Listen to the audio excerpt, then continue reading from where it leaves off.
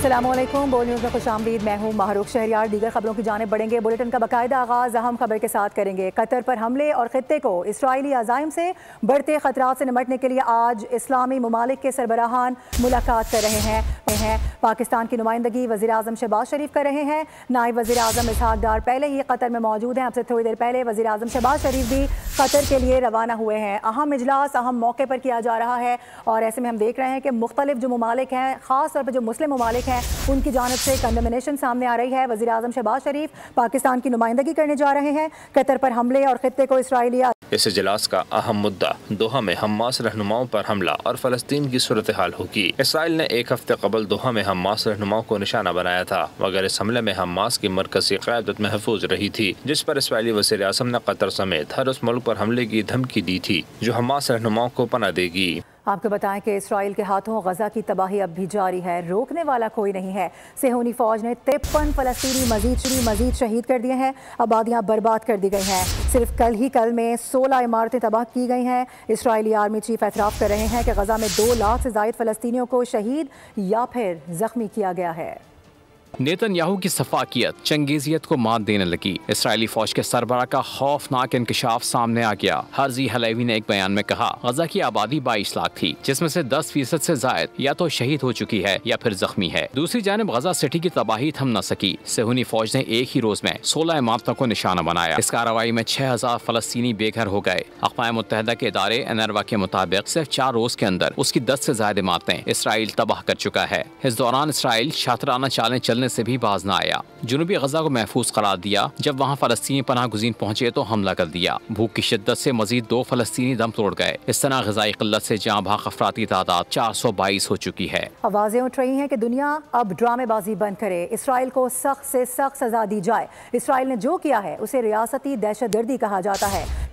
कतरी वज़ीर आज़म शेख मोहम्मद बिन अब्दुर्रहमान अस्सानी की जानिब से अरब इस्लामी समिट के इब्तिदाई सेशन से खिताब किया गया है। कहा कि इसराइल को ये जान लेना चाहिए कि फ़लस्तीनियों की हिमायत से पीछे नहीं हटेंगे। गजा में जुल्म के पहाड़ तोड़े जा रहे हैं। एशिया कप T20 के बड़े टाकरे में भारत ने पाकिस्तान को 7 विकेटों से हरा दिया। 128 रन का हदफ फाते टीम ने 3 विकेटों पर ही हासिल कर लिया। कप्तान सूर्या कुमार 47, अभिषेक शर्मा 31 रन बनाकर नुमाया रहे, जबकि पाकिस्तानी इनिंग्स में साहबजादा फरहान 40 रन के साथ टॉप स्कोरर रहे। शाहीन शाह अफरीदी ने 4 छक्कों से सजे 33 रन का लाठी चार्ज किया, लेकिन काम न आया। मुसलसल दूसरी फतह की बदौलत भारत ने सुपर 4 मरहले में कदम रख दिए।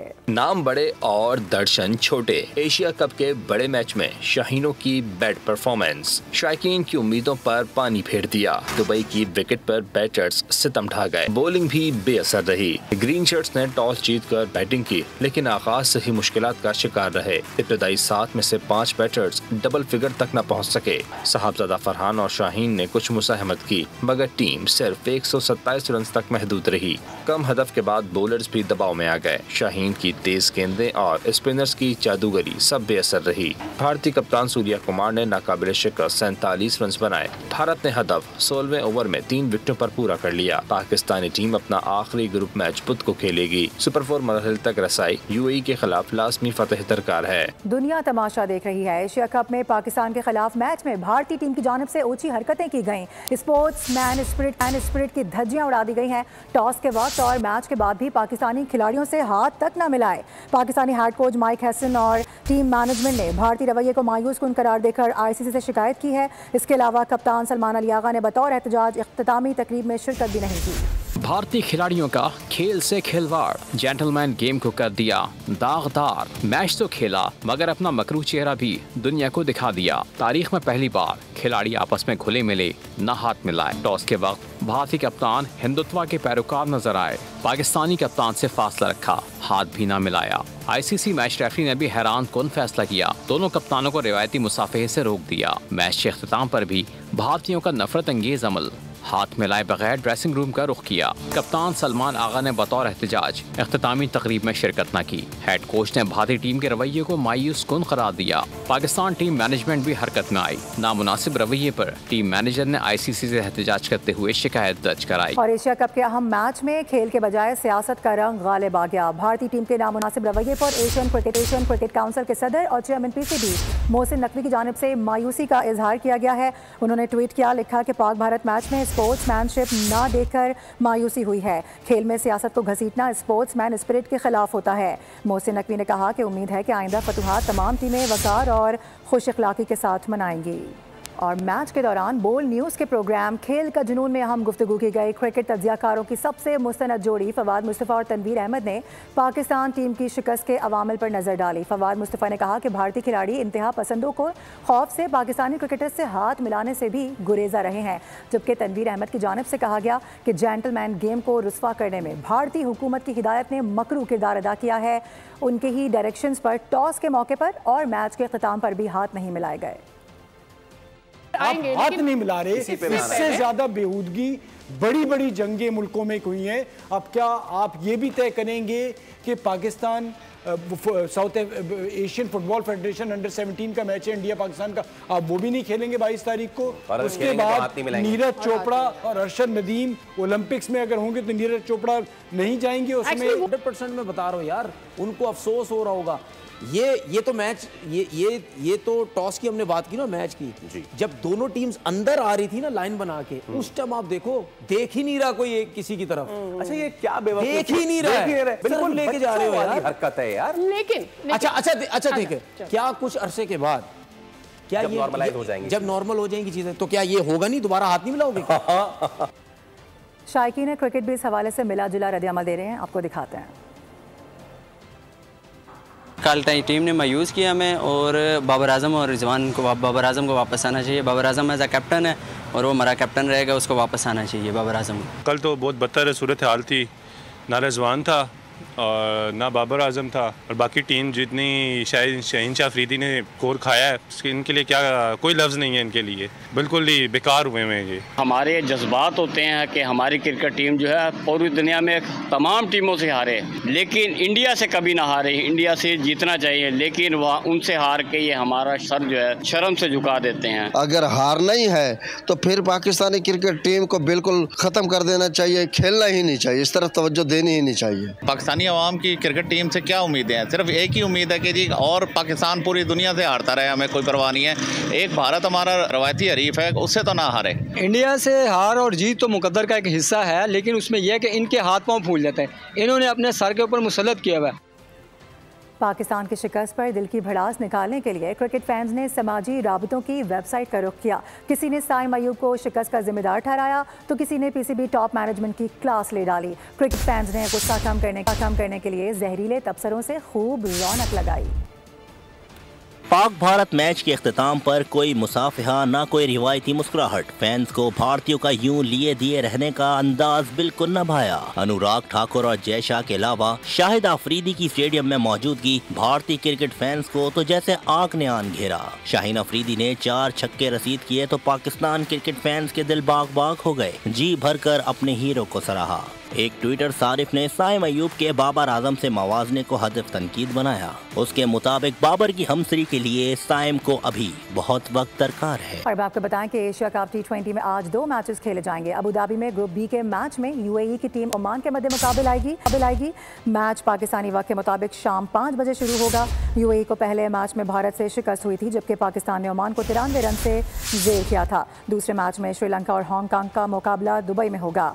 श्रीलंका ने बांग्लादेश को शिकस्त देकर इवेंट का फातिहाना आगाज किया था, जबकि हांगकांग की टीम इब्तदाई दोनों मैचेस हार चुकी है। इसके अलावा आपको बताएं कि पाकिस्तान और जनूबी अफ्रीका की विमेन क्रिकेट टीमों ने भी कदाफी स्टेडियम में 3 घंटे तक भरपूर प्रैक्टिस सेशन किया। पाकिस्तानी टीम ने हेड कोच मोहम्मद वसीम की निगरानी में बैटिंग, बॉलिंग और फील्डिंग की मशकें की हैं। इसके अलावा पाकिस्तान और जनूबी अफ्रीका की टीमों के दरमियान पहला वनडे कल खेला जाएगा। Welcome back. आपको बताएं कि सिंध और पंजाब आबी आफात के ज़ेर असर है। वफाकी वज़ीर मनसूबाबंदी एहसन इकबाल कहते हैं कि सैलाब ने पंजाब को 500 अरब रुपए का नुकसान पहुंचा दिया है।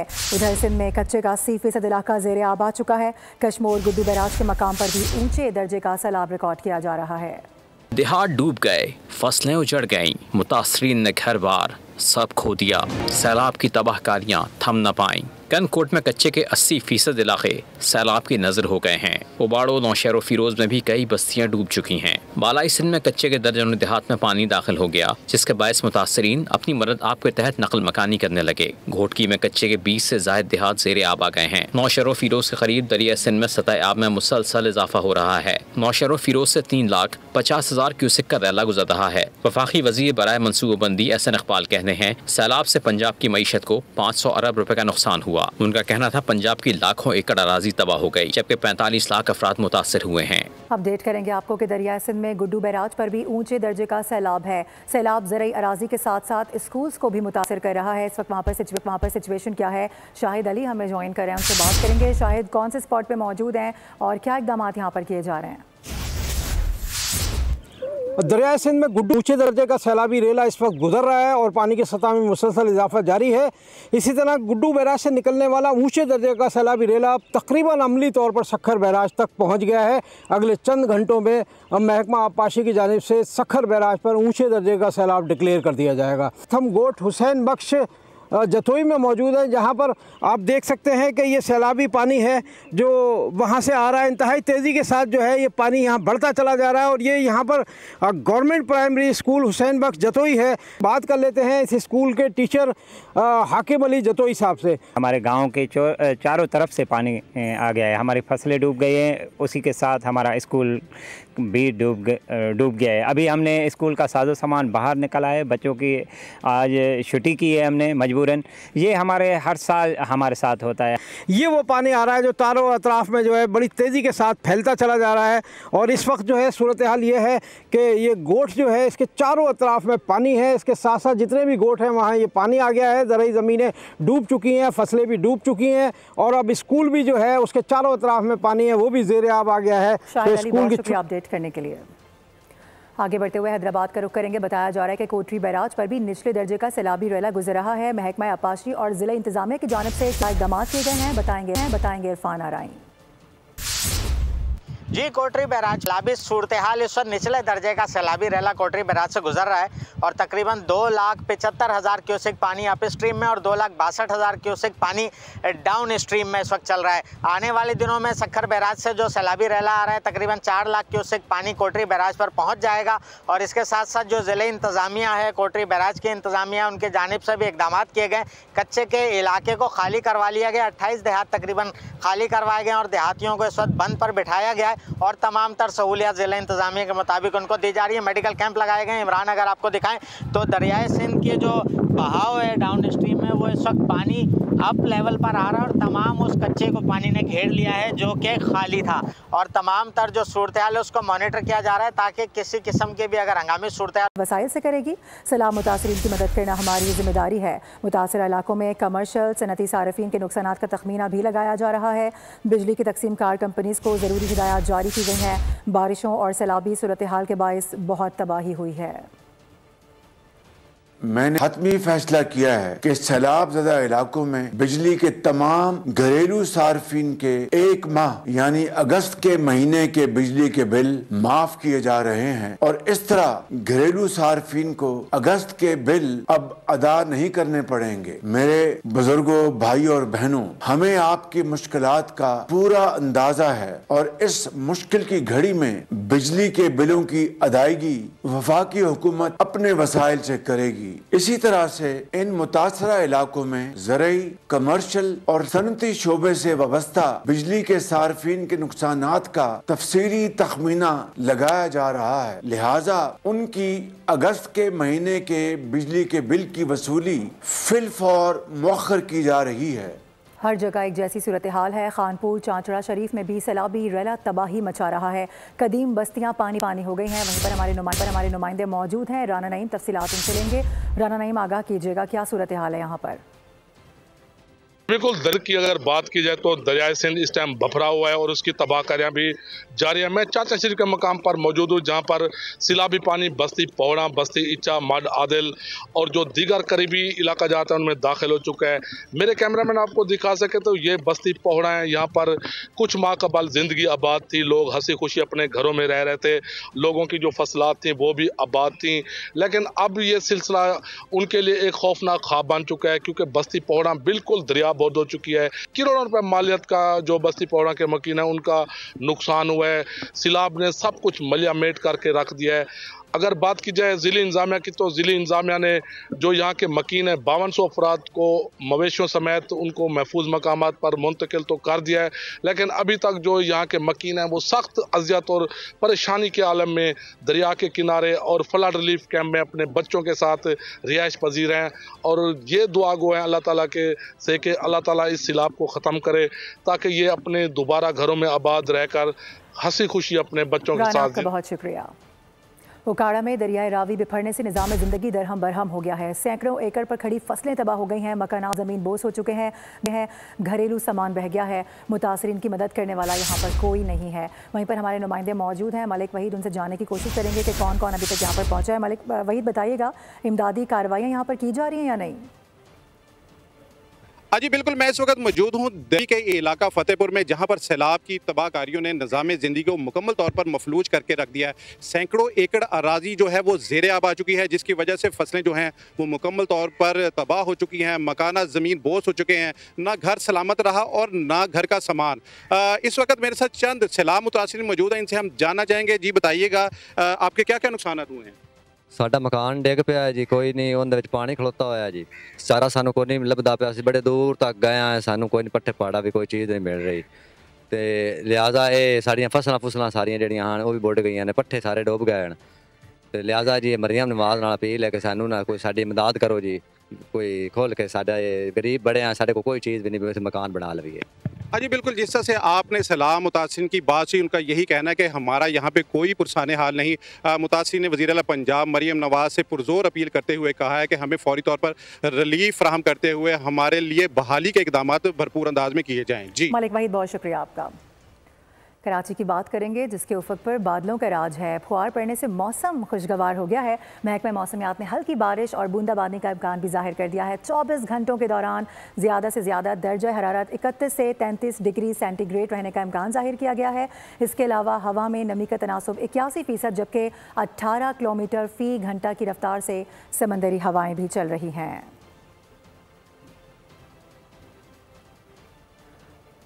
अपडेट करेंगे आपको। पाकिस्तान स्टॉक मार्केट में मुस्बत रुझान देखा जा रहा है। 100 इंडेक्स में 546 पॉइंट्स का इजाफा रिकॉर्ड किया गया है। हसीस बाजार 1,54,986 पॉइंट्स पर इस वक्त ट्रेड हुआ है। मुल्क की माशी सूरत हाल में बेहतरी के असरात पाकिस्तान स्टॉक मार्केट में भी वाज़ेह हैं। आपको अपडेट कर दें, आज कारोबार का पहला दिन है। कारोबारी आगाज़ अच्छा देखा गया है। 100 इंडेक्स में 546 पॉइंट्स का इजाफा रिकॉर्ड किया गया है। अहम खबर आप तक पहुंचाएंगे कि मानसून बारिशों और सैलाब के बाद डेंगू की वबा मंडलाने लगी है। महकमा मौसमियात ने पाकिस्तान के 10 बड़े शहरों समेत सैलाब से मुतासरा इलाकों के लिए भी डेंगू अलर्ट जारी कर दिया है। कौन कौन से इलाके हैं, क्या बताया गया है, तफसीलात लेंगे नुमाइंदा खुसूसी सलमान अवान से। Salman, over to you.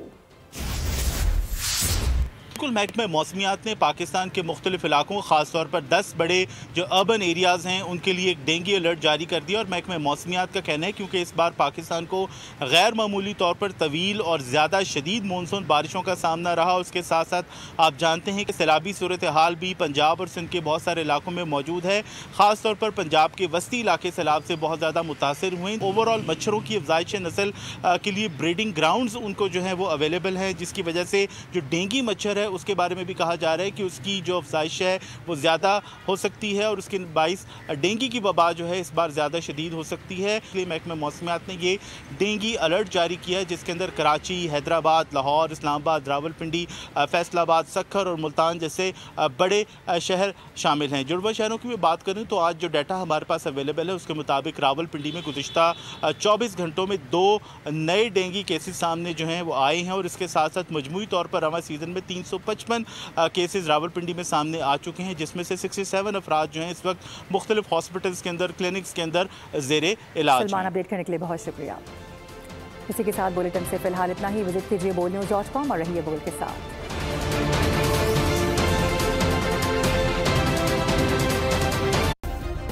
Subscribe करें और बेल दबाएं ताकि कोई खबर रह न जाए।